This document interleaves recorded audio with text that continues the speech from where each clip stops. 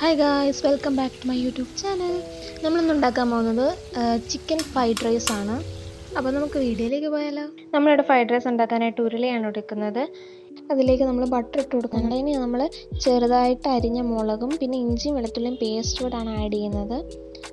അതൊന്ന് മൂത്ത് വരുമ്പോഴത്തേനും നമ്മൾ റൈസിന് ആവശ്യമായ ബീൻസ് ചേർത്ത് കൊടുക്കണം. അത് നന്നായിട്ടൊന്ന് ഇളക്കുക. അതിനുശേഷം നമ്മൾ ക്യാരറ്റ് ചേർത്ത് കൊടുക്കുന്നുണ്ട്. അതും നന്നായിട്ടൊന്ന് ഇളക്കി കൊടുക്കുക.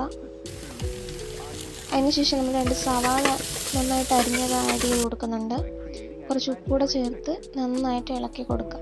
നന്നായിട്ടൊന്ന് വഴറ്റി വരുമ്പോഴത്തേനും ചെറുതായിട്ടായിരുന്നു ക്യാപ്സിക്കം അതിലേക്ക് ഇട്ട് കൊടുക്കാം.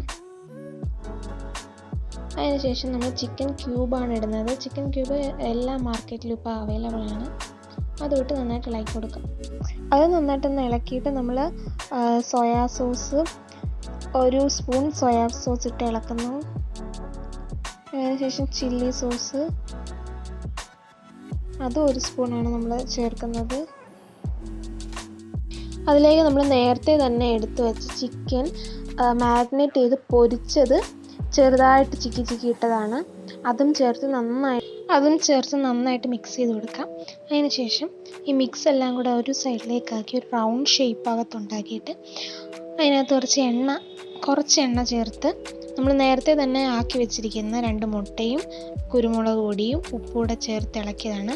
ആ മിക്സ് ഇതിനകത്തേക്ക് ഒഴിച്ചു കൊടുക്കാം. എന്നിട്ട് നല്ലതുപോലെ ഇളക്കി കൊടുക്കാം.